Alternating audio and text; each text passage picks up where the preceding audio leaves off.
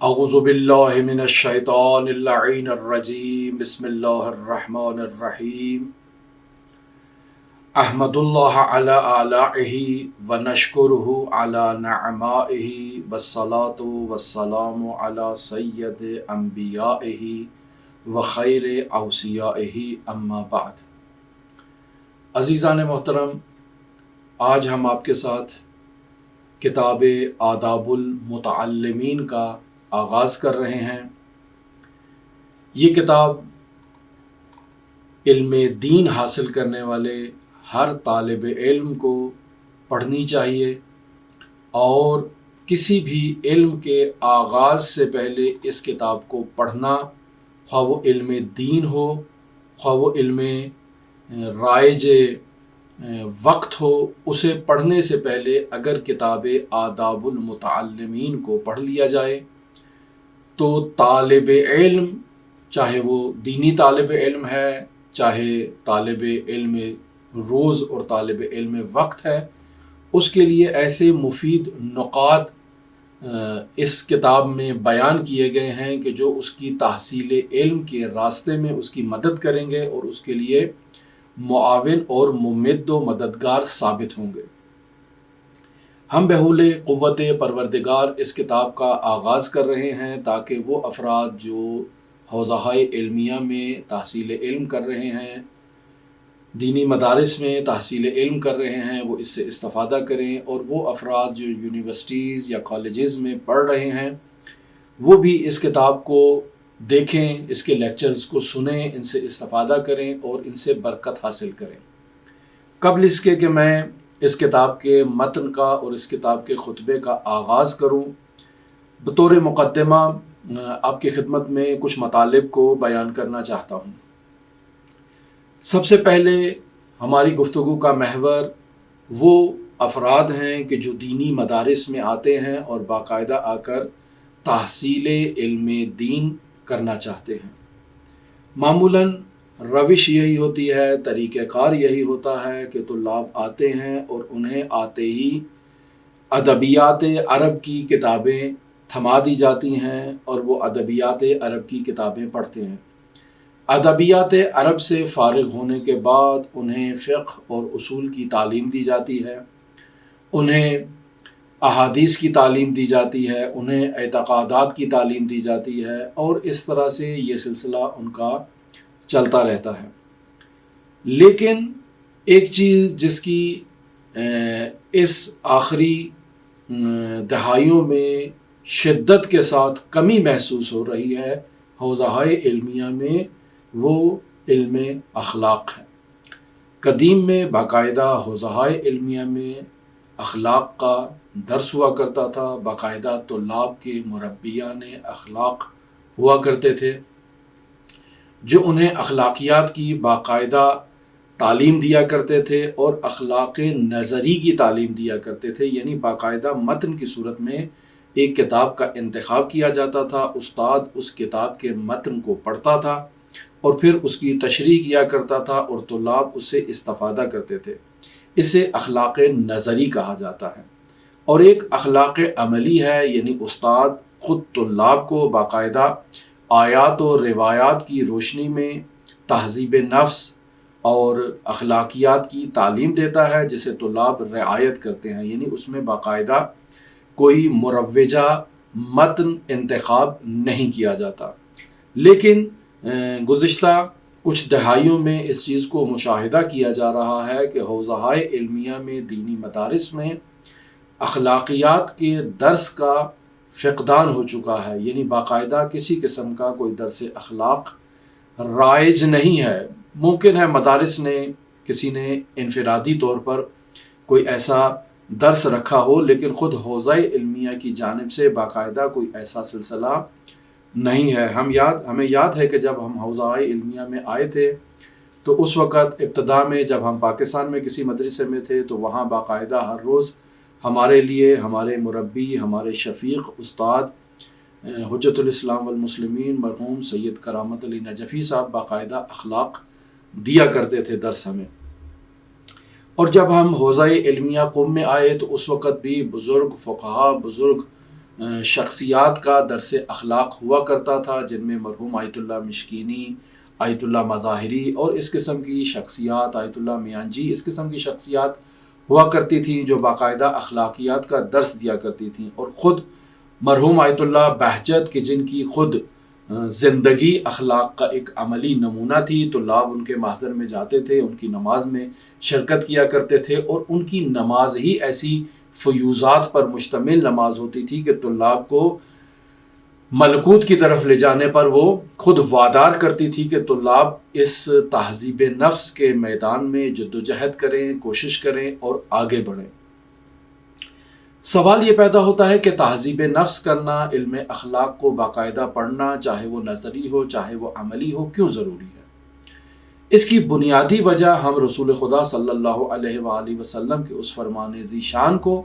آپ کے سامنے پیش کر سکتے ہیں کہ جو نہایت ہی اہمیت اخلاق کو بیان فرما رہا ہے کہ ارشاد ہوتا ہے انما بعثت لاتمم مکارم الاخلاق، یعنی مجھے مبعوث کیا گیا ہے تاکہ میں مکارم اخلاق کو کمپلیٹ کر دوں۔ یعنی آج تک انبیاء جو اخلاقی تعلیمات لے کر آئے ہیں تاکہ اس فرش نشین انسان کو عرش نشین انسان بنایا جائے، میں آیا ہوں ان اخلاقی تعلیمات کو کمپلیٹ کرنے کے لیے، اور اب اس انسان کو ایک ایسا راستہ دکھانے کے لیے آیا ہوں تاکہ یہ فرشی انسان عرشی انسان میں تبدیل ہو جائے اور ملکوت اعلیٰ کی سیر کرے اور ملکوت اعلیٰ کی پرواز کرے۔ لہٰذا ہر شخص کے لیے علم اخلاق نہایت ہی اہمیت رکھتا ہے۔ کیوں علم اخلاق اہمیت رکھتا ہے؟ حوزہ علمیہ میں موجود طلاب کے لیے علم اخلاق کیوں مہم ہے؟ یونیورسٹیوں میں موجود افراد کے لیے اور سٹوڈنٹس کے لیے اور کالجز میں موجود سٹوڈنٹس کے لیے بنیادی وجہ یہ ہے کہ ابھی ہم تحصیل علم کے میدان میں ہیں۔ تحصیل علم کرنے کے بعد ہمیں معاشرے کے اندر جانا ہے، اور اگر ہمارے اندر اخلاقیات کا فقدان ہو، یعنی اخلاقیات نہ پائی جائیں، تو اخلاق نہ ہونے کے نتیجے میں ہم معاشرے میں ایک بگاڑ پیدا کریں گے، معاشرے کے درمیان جا کر معاشرے کی ان بنیادوں کو کھوکھلا کریں گے اور سست کریں گے۔ کیوں ایسا کریں گے؟ کیونکہ ہمارا وجود خود کھوکھلا ہے، ہمارا وجود خود سست ہے۔ جب تک ہمارے اندر کوئی کمال نہیں پایا جائے گا تو ہم معاشرے میں جا کر اپنے اندر نہ پائے جانے والے کمال کا اظہار نہیں کر سکتے۔ اگر کوئی خوبی پائی جا رہی ہے، کوئی حسنہ پایا جا رہا ہے، کوئی نیکی پائی جا رہی ہے، تو یہ خوبی، نیکی اور اچھائی خود بخود میرے وجود سے معاشرے میں ظاہر ہوگی۔ لیکن اگر میرے اندر خوبی نہیں ہے تو یقینی بات ہے اس خوبی کے نہ ہونے کی وجہ سے کوئی دوسری چیز اس میں آ کر جگہ لے گی، چونکہ یہ ظرف ہے، یہ خالی نہیں رہے گا۔ اس میں یا محاسن آئیں گے یا اس میں برائیاں آئیں گی، یا اس میں خوبیاں آئیں گی اور اچھائیاں آئیں گی یا بدیاں آئیں گی۔ انسان اگر آپ اپنے آپ کو اخلاق سے مزین نہیں کرتا، آراستہ نہیں کرتا، تو اس کا نتیجہ یہ نکلے گا کہ اس کے اندر برائیاں اور اس کے اندر بری عادتیں، بری صحبتیں اس کی وجود میں رچ بس جائیں، جس کے نتیجہ یہ نکلے گا کہ جب وہ معاشرے کے درمیان جائے گا تو معاشرے میں اس سے بری عادات ظاہر ہوں گی، جس سے معاشرہ رفتہ رفتہ فساد کی طرف پھیلتا چلا جائے گا۔ لہٰذا معاشرے میں تمام افراد کے درمیان، چاہے وہ حوزہ علمیہ دینی مدارس میں تحصیل علم میں مصروف ہوں، چاہے یونیورسٹیز اور کالجز میں مصروف ہوں، ان کے لیے یہ ضروری ہے کہ وہ باقاعدہ علم اخلاق کی تعلیم حاصل کریں۔ اور ہم اپنے معاشرے میں دیکھتے ہیں کہ وہ علماء جو علم اخلاق سے مزین اور آراستہ نہیں ہیں، یا وہ یونیورسٹیز سے فارغ التحصیل افراد جو علم اخلاق سے آراستہ اور مزین نہیں ہیں، وہ معاشرے میں کس قدر بگاڑ ڈال رہے ہیں، اسے ہم اپنی آنکھوں سے مشاہدہ کر سکتے ہیں، اسے کسی بیان کرنے کی ضرورت نہیں ہے۔ لہٰذا اگر ہم اس کی عملی مثال دیکھیں تو حضرت سید الاوصیاء امیر المؤمنین علی بن ابی طالب علیہ آلاف التحیت و ثنا نہج البلاغہ کی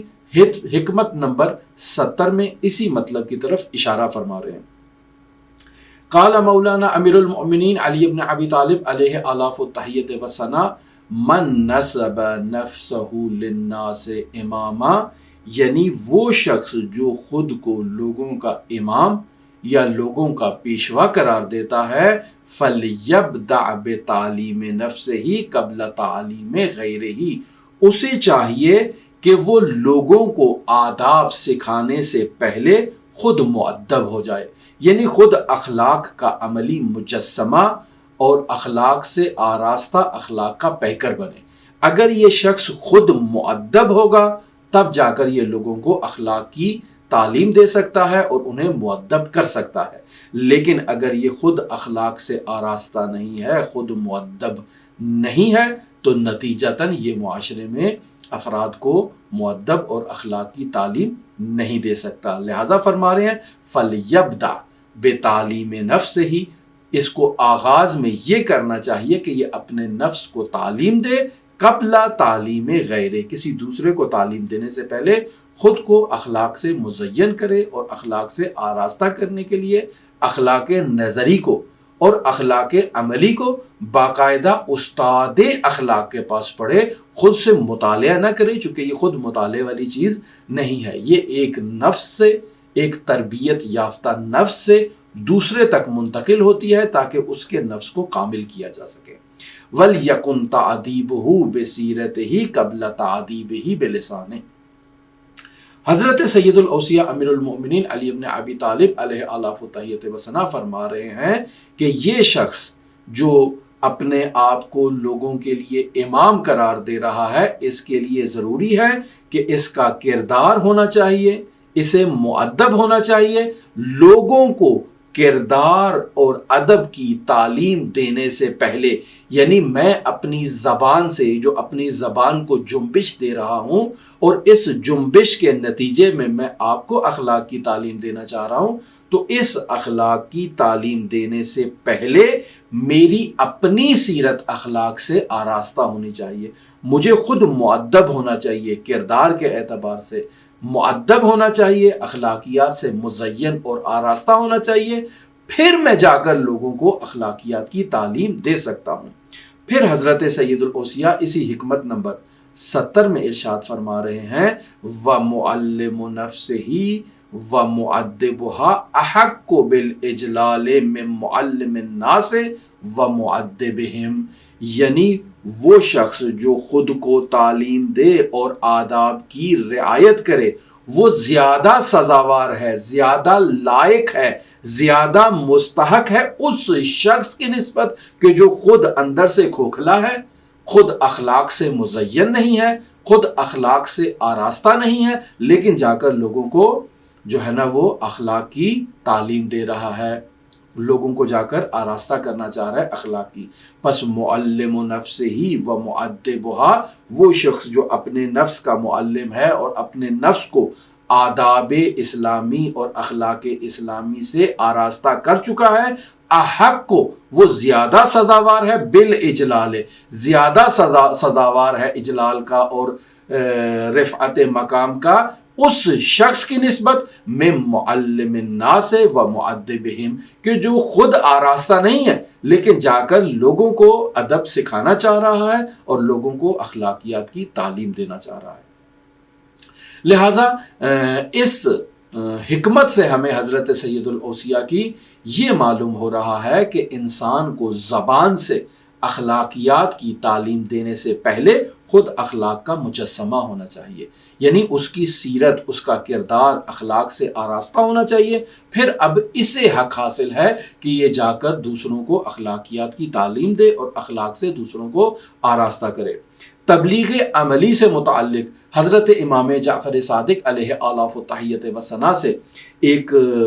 نورانی روایت نقل ہوئی ہے جسے میں آپ کی خدمت میں نقل کر رہا ہوں۔ ارشاد فرما رہے ہیں کونوا دعاة الناس بغیر السنتکم، یعنی لوگوں کو پکارو، لوگوں کو پکارو، دین کی طرف پکارو، لیکن اپنی زبان سے نہیں پکارو۔ کونوا دعاۃ الناس یعنی لوگوں کو پکارو لیکن بغیر السنتکم یعنی لوگوں کو دین کی تعلیم دو، اخلاقیات کی تعلیم دو، لیکن زبان سے نہیں دو بلکہ اپنی سیرت سے لوگوں کو اخلاقیات کی تعلیم دو، اپنے کردار سے لوگوں کو اخلاقیات کی تعلیم دو۔ کیوں؟ لِيَرَوْا مِنْكُمُ الْإِجْتِهَادَ وَالصِّدْقَ وَالْوَرَعَ یعنی تاکہ یہ لوگ تمہارے وجود میں اس جد و جہد کو دیکھیں، تمہارے وجود میں اس صداقت کو دیکھیں، تمہارے وجود میں اس تقوی کو مشاہدہ کریں۔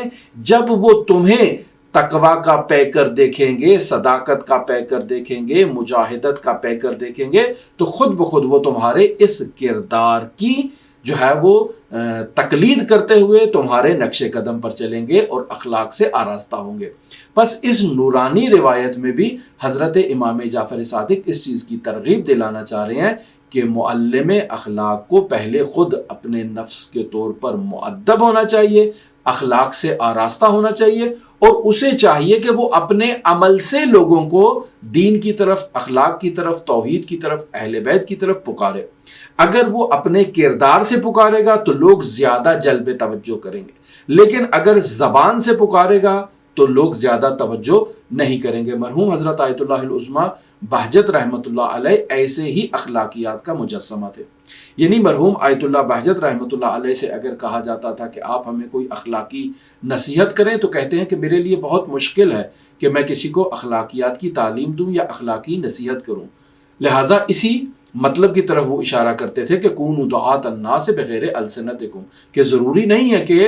زبان سے لوگوں کو باقاعدہ اخلاق نظری کی تعلیم دی جائے، بلکہ اخلاق کا مجسمہ انسان بنے اور لوگوں کو اپنے عمل کے ذریعے سے اخلاق حسنہ کی طرف سوق دے اور اخلاق حسنہ کی طرف انہیں ترغیب دلائے۔ پھر ایک نورانی روایت جسے رسول خدا صلی اللہ علیہ وآلہ وسلم کی طرف منسوب کیا گیا ہے اور کتابوں میں یہ ملتی ہے، اس میں بھی اسی حضرت امام جعفر صادق علیہ آلاف و تحیت و ثنا کے اسی نورانی قول کے مشابہ اس میں بھی یہی جملہ ملتا ہے، اور چونکہ امام علیہ آلاف و تحیت و ثنا سے بھی یہ کلمہ نقل ہوا ہے لہٰذا ہم اس رسول خدا صلی اللہ علیہ وآلہ وسلم کی طرف جو منسوب ہے اس کی نسبت کو درست جانتے ہیں کہ وہ درست ہوگی روایت۔ وہ بھی روایت اسی طرح سے ہے کہ کونوا دعاۃ الی اللہ وانتم صامتون یعنی لوگوں کو اللہ کی طرف پکارو در حالی کہ تم کیا ہو؟ صامت ہو۔ تو اصحاب نے رسول خدا صلی اللہ علیہ وآلہ وسلم سے سوال کیا، فقال وکیف ذاک، یا رسول اللہ ہم ایسے کیسے کریں کہ لوگوں کو اللہ کی طرف پکارے بھی اور پکار میں ہم خاموش بھی ہوں، یعنی خاموشی میں ہم لوگوں کو اللہ کی طرف پکاریں؟ تو فرمایا قال باخلاقکم یعنی تم خود اخلاق کا مجسمہ بن جاؤ، اخلاق کے پیکر بن جاؤ، تو خود بخود لوگ تمہیں اخلاقیات کا پابند دیکھ کر تم سے متاثر ہوں گے اور خداوند متعال کی توحید کی طرف، خداوند متعال کی وحدانیت کی طرف خود بخود کھنچے چلے آئیں گے اور کہیں گے کہ اس کو اس قدر با اخلاق کس نے بنایا ہے، کس نے اسے یہ اخلاقیات کی تعلیم دی ہے؟ تو خود بخود حضرات اہل بیت علیہ الصلوۃ والسلام کی سیرت اور تعلیمات کی طرف کھینچے چلے جائیں گے۔ لہٰذا ان تمام مباحث کو جاننے کے بعد ہمیں یہ حکمت معلوم ہو جاتی ہے کہ رسول خدا صلی اللہ علیہ وآلہ وسلم نے اپنی بعثت سے پہلے 40 سال کا جو یہ ایک پیریڈ ہے اس میں لوگوں کے درمیان اپنے آپ کو اخلاق عملی کا مجسمہ قرار دیا، یہاں تک کہ عرب کے وہ بدو لوگ بھی آ کر رسول خدا صلی اللہ علیہ وآلہ وسلم کو صادق اور امین کہا کرتے تھے، اور رسول خدا صلی اللہ علیہ وآلہ وسلم کے پاس اپنی امانتیں رکھوایا کرتے تھے۔ رسول خدا صلی اللہ علیہ وآلہ وسلم کی لسان مبارک سے جاری ہونے والے کلمات ان کے لیے 100% یقین پر مشتمل ہوا کرتے تھے۔ انہیں یقین تھا کہ یہ شخص کبھی جھوٹ نہیں بولتا ہے، کاذب نہیں ہے، یہ شخص صادق ہے۔ اس قدر رسول خدا صلی اللہ علیہ وآلہ وسلم نے اپنے اخلاق سے لوگوں کو خداوند متعال کی طرف دعوت دی 40 سال، اور اس کے بعد اپنی بعثت کا باقاعدہ اعلان کیا۔ یہ وہ مطالب ہیں کہ جنہیں ہم مقدمے کے طور پر آپ کی خدمت میں بیان کر چکے ہیں۔ کل انشاءاللہ ہم کوشش کریں گے کہ اپنی گفتگو میں باقاعدہ اسی کتاب آداب المتعلمین کے مقدمے کو آپ کے ساتھ بیان کریں۔ اگر آپ دلچسپی رکھتے ہوں تو ہماری اس گفتگو کو سن سکتے ہیں۔ اللہم صلی علی محمد و آل محمد وعجل فرج قائم آل محمد.